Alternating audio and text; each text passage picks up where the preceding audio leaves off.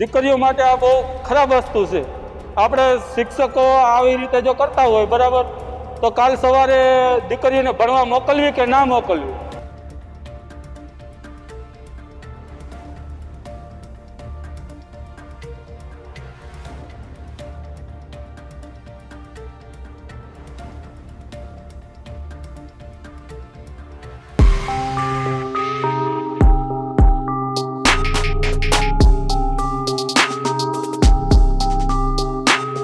માતા પિતા કરતાં પણ કોઈને જો ઊંચો દરજ્જો આપવામાં આવ્યો તો તે શિક્ષકનો છે. પરંતુ અમુક શિક્ષકો એવા નરાધમો થયા છે કે જેના કારણે આખા શિક્ષણ જગતને શર્મસાર થવું પડે છે. આવી જે ઘટનાનું નિરૂપણ થયું છે અમરેલીના કુકાવાવ રોડ પર આવેલી નગરપાલિકા સંચાલિત નગર પ્રાથમિક શિક્ષણ સમિતિની પ્રાથમિક શાળામાં મહેન્દ્ર કાવઠિયા નામના નરાધમ શિક્ષકે ધોરણ 4 અને 5ની વિદ્યાર્થીની સાથે અભદ્ર કુચેષ્ટા કરતા રંગે હાથ વિદ્યાર્થીનીના વાલીઓએ પકડી પાડ્યા બાદ સમગ્ર મામલો છે તે પોલીસ મથકમાં પહોંચ્યો છે અને દુષ્કર્મની કલમો તળે આ નરાધમ શિક્ષક માથે ગુનો પોલીસે નોંધવામાં આવ્યો છે. સૌથી મહત્વની વાત એ છે કે શિક્ષણ જગતને આખાને શર્મસાર કરતી ઘટનાઓ છેલ્લા 15 દિવસમાં 2 વાર ઘટી છે. અગાઉ વંડામાં સ્વામિનારાયણ સંચાલિત પ્રાથમિક શાળામાં વિદ્યાર્થી સાથે કુકર્મ કરતા શિક્ષક છે જેના પર 3 પોલીસ ફરિયાદ નોંધાણી હતી ને તે હાલ અત્યારે પોલીસની કસ્ટડીમાં છે ને તેની રિમાન્ડ લઈ અને તેની માટે 3જો ગુનો અત્યારે નોંધાઈ ગયો છે. પરંતુ આ ઘટનાની શાઈ હજી સુકાઈ નથી. ત્યાં જ કુકાવાવ રોડ પર આવેલી પ્રાથમિક શાળાના શિક્ષક મહેન્દ્ર કાવઠિયાએ નાની કુમળી વયની દીકરીઓ છે તેની સાથે મોં કાળું કરવાનો જે રીતે પ્રયત્ન કરીને દુષ્કર્મ કરવાનો જે પ્રયાસ કર્યો છે તે લાંછનરૂપ ઘટનાથી શિક્ષણ જગત પણ સ્તબ્ધ થઈ ગયું છે. ગઈકાલે આનો ગુનો નોંધાયા બાદ પોલીસ તંત્ર દ્વારા નામદાર કોર્ટમાં આના રિમાન્ડની માંગણી કરવામાં આવી હતી અને 3 દિવસના રિમાન્ડ મેળવવામાં આવ્યા છે. પરંતુ સૌથી મહત્વની વાત એ છે કે શિક્ષકને તરીકે જે મહેન્દ્ર કાવઠિયા હતો તેના મોબાઈલમાંથી અભદ્ર વિડીયો ફૂટેજ મળ્યા હોવાની પોલીસ સૂત્રોની માહિતી મળી રહી છે.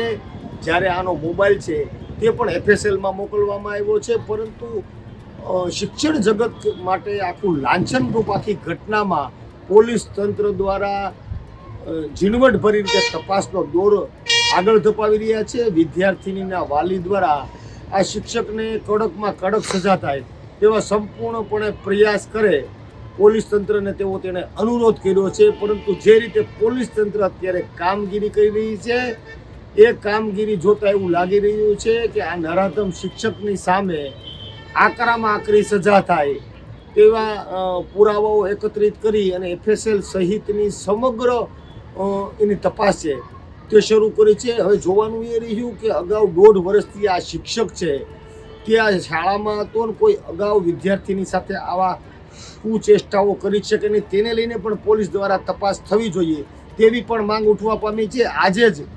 અમરેલીના પૂર્વ ધારાસભ્ય અને અમરેલી જિલ્લા કોંગ્રેસના પ્રમુખ પ્રતાપ દુધાતે મુખ્યમંત્રીને પત્ર પાઠવ્યો છે ને નરાધમ શિક્ષક સામે કડકમાં કડક કાર્યવાહી થાય તેની માંગ કરી છે. પત્રમાં તેણે એવો પણ ઉલ્લેખ કર્યો છે કે જે રીતે અમરેલીની પીડિતા પાયલ ગોટીને ગેરબંધારણ રીતે વરઘોડો કાઢવામાં આવ્યો હતો તેવી જ રીતે આ નરાધમ શિક્ષકને ઊંધા ગધેડા માથે બેસાડીને આનો વરઘોડો સરકાર ક્યારે કાઢે. અને હાલમાં જે રીતે કુમળી વયના બાળકો પર આ નરાધમ શિક્ષક દ્વારા જે રીતે દુષ્કર્મનો જે ગુનો નોંધાણો છે તેને લઈને પોલીસ તંત્ર બિન રાજકીય કોઈનો હાથો ન બની અને સંપૂર્ણપણે કડક કાર્યવાહી થાય તેવી માંગણી પણ પ્રતાપ દુધાતે કરી છે. અમરેલી તાલુકા પોલીસ સ્ટેશન વિસ્તારને એક પ્રાથમિક શાળાના શિક્ષક મહેન્દ્રભાઈ કાવઠિયા કે જેમના દ્વારા 4થા ધોરણમાં ભણતી 9 વર્ષની 2 બાળકીઓ સાથે છેલ્લા થોડા સમયથી ક્યાંક શારીરિક અડપલા કે દુષ્કર્મ કરતા હોય જે બાબતે ભોગ બનનાર દ્વારા પોતાના સગા સંબંધીને સૌથી પહેલાંની જાણ કરતા તેના પિતા દ્વારા સ્કૂલમાં સંતાઈને જોઈ તેમને તથ્ય જણાતા તાત્કાલિક એ જ દિવસે એની રૂમ ચેક કરતાં દીકરી શિક્ષકના ઓફિસ રૂમમાં મળી આવેલ. તાત્કાલિક પોલીસને જાણ કરવામાં આવી. પોલીસ સ્થળ પર પહોંચી અમરેલી રૂરલ પોલીસ સ્ટેશનમાં આ બાબતે ગુનો દાખલ કરવામાં આવેલ છે. આરોપીની ધરપકડ કરવામાં આવેલ છે. હાલ અમરેલી રૂરલ પીઆઈ ઓમદેવસિંહ જાડેજા દ્વારા આની તપાસ કરવામાં આવેલી છે. FSLની ટીમની પણ મદદ લેવામાં આવી છે અને આગળ આરોપીના રિમાન્ડ કાર્યવાહી અને કેટલા સમયથી આ બે બાળકીઓ સાથે કેવા પ્રકારનું દુષ્કર્મ કર્યા એની ઊંડાણપૂર્વક તપાસ કરવામાં આવી રહી છે. હાલમાં પ્રાથમિક દ્રષ્ટિએ બે ભોગ બનનાર બાળકીઓ સાથે છેલ્લા થોડા સમયથી આ પ્રકારનો શારીરિક અડપલા અને દુષ્કર્મ કરતા હોવાનું જણાઈ આવે છે.